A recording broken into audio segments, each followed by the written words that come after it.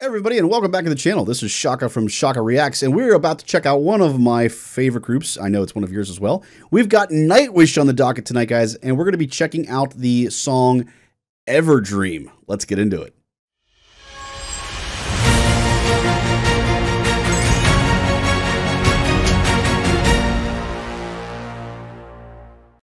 But for now, we're going to start a little softer with Everdream.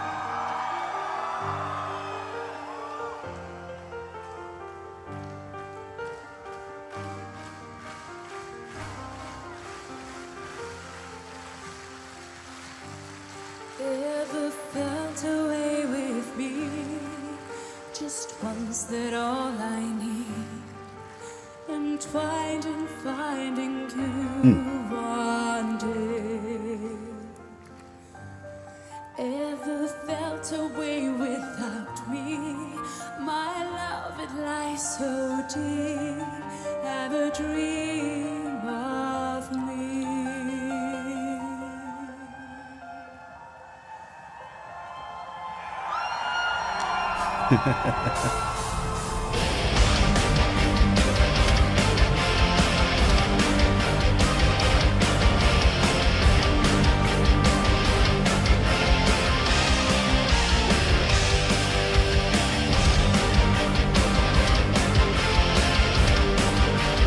Man, oh man.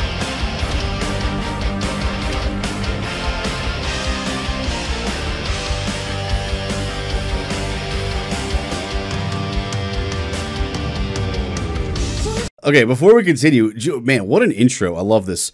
A couple of things that really jumped out at me right off the bat. One, Floor, obviously, guys, amazing. I absolutely love Floor. Oh, God, what she can do with just the simplest things is amazing. For instance, I don't know why, but the word entwined, the way that she said and sang the word entwined, we talk about onomatopoeia and how a word sounds like what it looks like, that kind of thing. And when it comes to singing, there are times where you try to make a word like that. You try to make it sound like what it's describing. And I feel like that word right there, she did exactly that. When she says entwined, I feel like I'm just being wrapped up by her as she sings that. I don't know how to describe why that's happening. It's just something that I know in vocals and in singing. It's something that we try to do a lot. And whether it's intentional or not, I'm sure it is, she absolutely achieves it. I just feel like totally wrapped up in her when she says that word. The other thing that again jumped out to me right off the bat, one, the transition is so good between this soft, melancholy and melodic laden piano background with her singing, and then just that slow cymbal roll up into the 1, 2, 3, 4, right into the main lead, where that set player is doing some mean stuff, guys. Listen to some of the stuff that he's doing on the set slash toms and snare, some of the fills that he's doing. It's really impressive. We're going to go back and I just got to have that whole experience over again, guys, because it's amazing.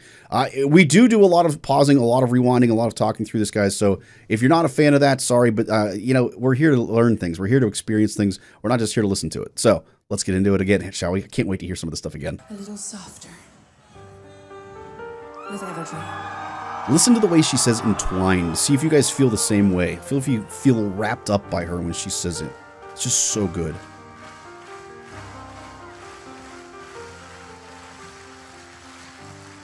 Ever felt away with me? Just once, that all I need. Entwined and finding you one day. It's because of what she does with her mouth. So instead of just saying entwined, watch her jaw. You'll see it. She drops the jaw. She almost kind of scoops into the note. Entwined. It kind of creates this scoop effect in the note, and that's how she's getting that wrapping around you effect in the way she sings. It's so well done. Just once, that all I need.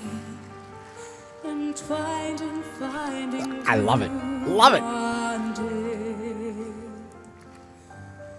Ever felt away without me? My love, it lies so deep. She does it again with without. She kind of leaves a lot of space. She closes that T off super fast and leaves a lot of space between me. To kind of, again, it leaves you a little bit of isolations. I don't know that I've ever caught this before, but in this song in particular, in this section, she's doing such a good job of creating that onomatopoeia effect when she's singing and really making you feel the words she says. Ever felt away without me? My love, it lies so deep. Have a dream of me.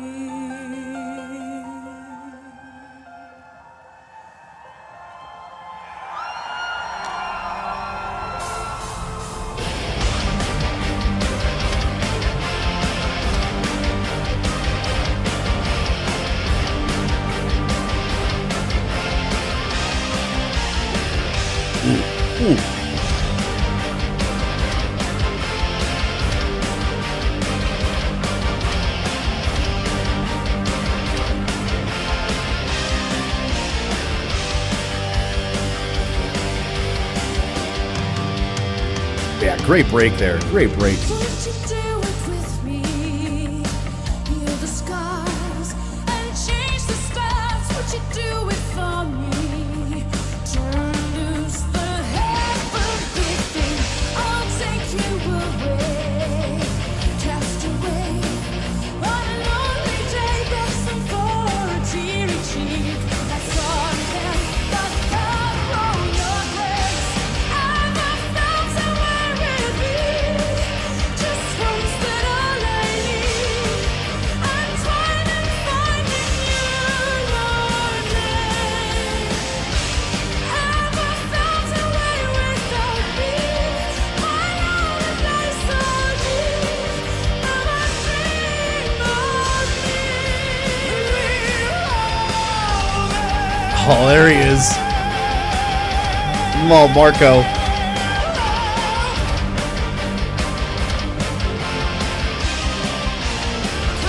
Come out wherever you are, so lost in your sea, giving for a touch, for my taste, for my lust. Ever felt away with Okay, we're gonna pause again real quick there, guys. So two big things here. One, Marco. Oh my gosh, we have not heard him since I think Phantom of the Opera. Since we listened to Phantom of the Opera, between him and Tarja.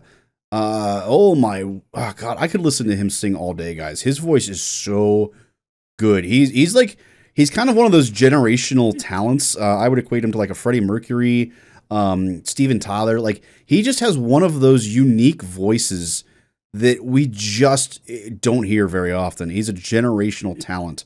That, and again, I want to point it out here. Certain words that Floor is using here, we're not getting as much of it now because it's not. The music doesn't allow for as much nuance, so to speak. But listen to the way she says lust. She puts so much stress on the consonants in that versus normally the traditional classical way would you would want to leave the vowel sounds getting the majority of that sound, and then the consonants just come in at the crisp ending. Lust. But she really leans to the consonants a lot earlier. And that kind of creates this kind of counter idea. I don't want to say it's bad because it's not bad, but it's just counter to what is traditional. So it makes you kind of feel like it's a little bit dirty, like it's a little something you're not supposed to do, which again, when you're talking about lust, it's one of those forbidden fruits kind of a thing. It's just a great way of making you, the listener, feel the meaning of the word that she's singing. It's so good. We're going to pick up right here, guys, so we can hear a little bit more of Marco and then hear a little bit of that word lust and how she's doing that.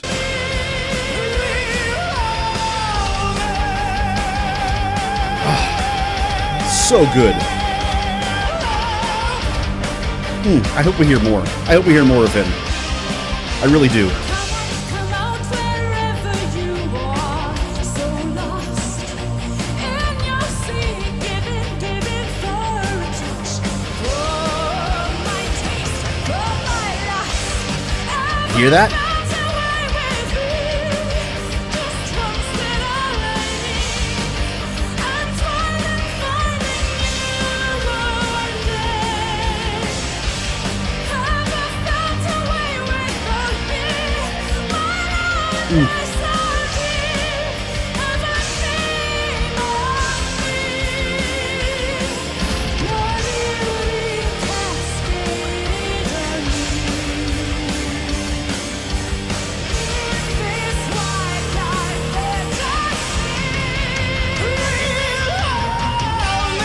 Yes!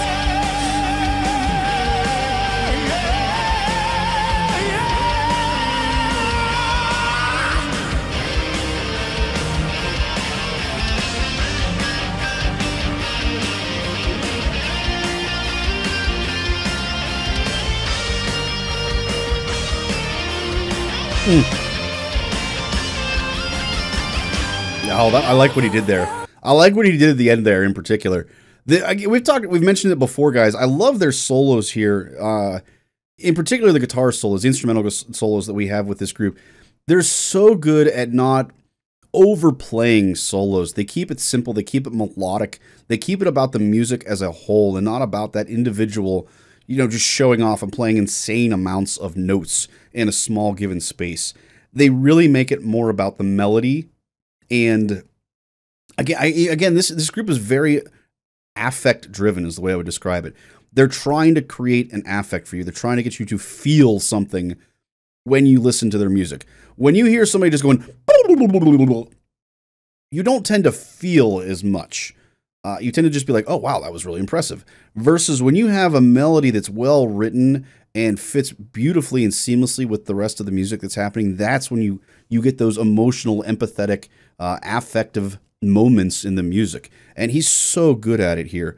Again, I want to rewind and listen to this solo again, guys, because it's so well done, especially the ending.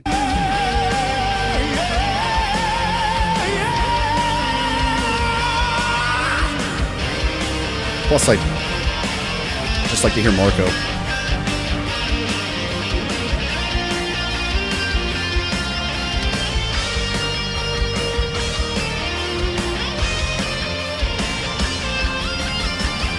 Ooh.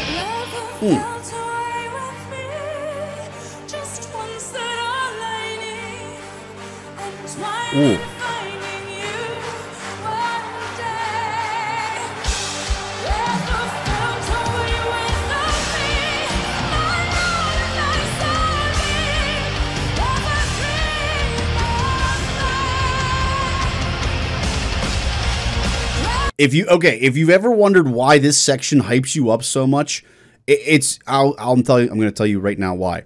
You don't hear it at the end. You lose it. It's there. It's still there. It hasn't gone away. But it's because of this opening it's not really a bass line, but it kind of is a bass line. It sounds like it's being played on the cellos specifically. Again, we're going to have to re-listen to that to confirm that. But it sounds like it's being played on the cellos. It's the bump, bump, bump, bump, bump, bump, bump, bump, bump, bump, bump, bump, bump, bump. That whole driving line that we've got going on here, guys. It just, oh man, it pumps you up so much. It's like something you would hear in a cinematic type environment. For instance, I think of like Lord of the Rings. If you were down in Moria and you were running away from the Balrog, as an example, it's a very specific example, but it's an example that absolutely fits the scene. You would hear something like this, and you just get so hyped and so pumped. That's why they start with that, and you've got this immediate intense sense happening because of that line that's happening musically, and then they just start slowly adding more layers and more excitement and more intensity to it, and you're just like, oh my gosh! Next thing you know, you're losing your mind. That's why it all started with that amazing line, and it's just pushing and driving this incredible intensity.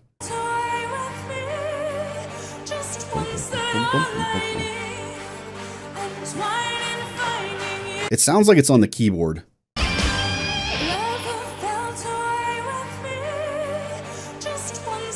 Keyboard and strings.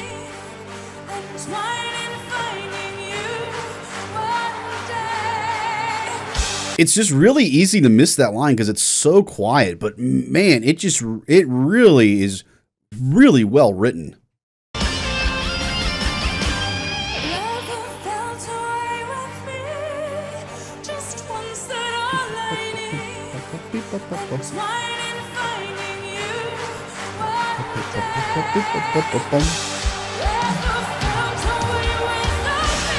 And it's still playing through here.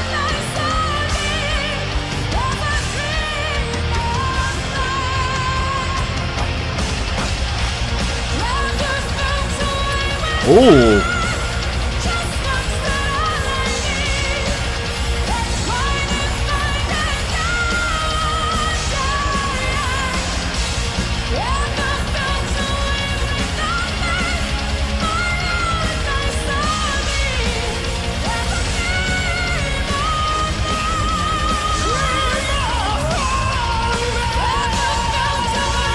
Okay, so we're going to pause again real quick here. They do something that's really, really good. We didn't go far enough for me to hear it the first time. But again, in this section, the whole bump, bump, bump, bump, bump, bump, bump, the whole driving thing, it's almost kind of like an Ozzy Osbourne thing that we heard before. It's not the same, though. But it's really driving and getting you to this, what you think is going to be the climax of the piece. And then they do something amazing. They totally, I don't want to say it's a key change. It's not a key change. It's almost like a modulation or a development section, if you will. It's kind of what we would, if we were doing a chord progression, for instance, and we go from a 5 to a 1 chord, which is typical. That's usually what you do. It's like if you went from a 5 chord to a 6 chord. Suddenly you're like, oh, okay, we're going to end. It's going to be this great, amazing ending. And then it's like, oh, wait, what just happened there? And that's kind of what he does with the chords here, guys. We've got this driving section, this amazing climactic feeling that's about to happen, and then he changes the chord progression. It's not the progression that we expect it to be. And it ends up making us really be like, wait, what? But it allows us to prolong that climactic moment in a more epic manner. Again, it's just great, great writing. Listen again. We'll hear this epic layering section again, and then listen to the chords and how it changes. It goes from what we think is going to be this climactic major kind of chord moment, and then we develop. Or again, it's not a develop. It's a development section. We change it to not what we expect.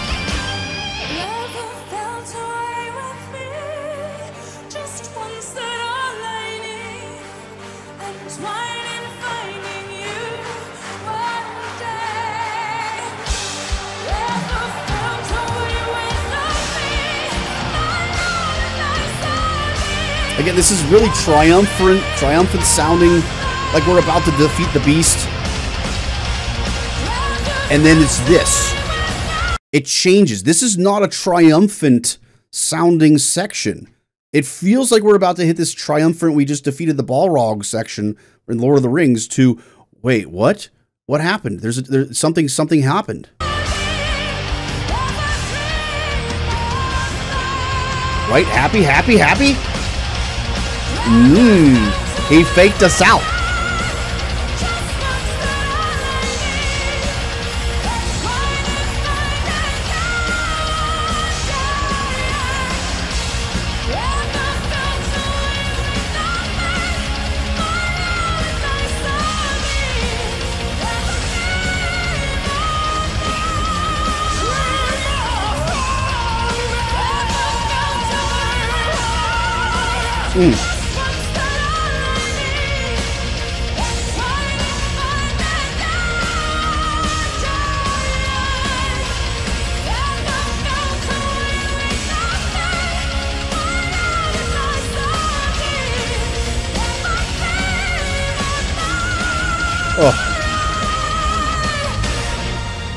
Man, and then that's why you get to the end of this section and you end with the big dum section, like just a bum, yeah.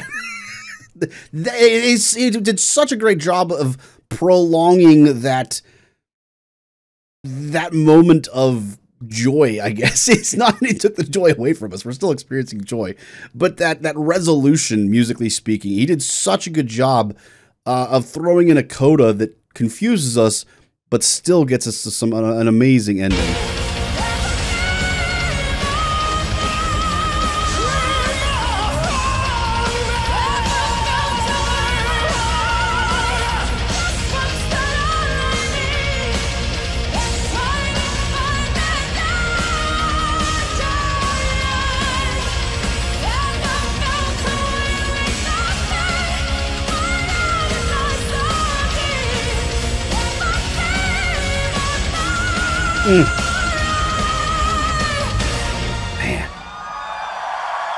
Man, Floor just has pipes, guys. Holy cow.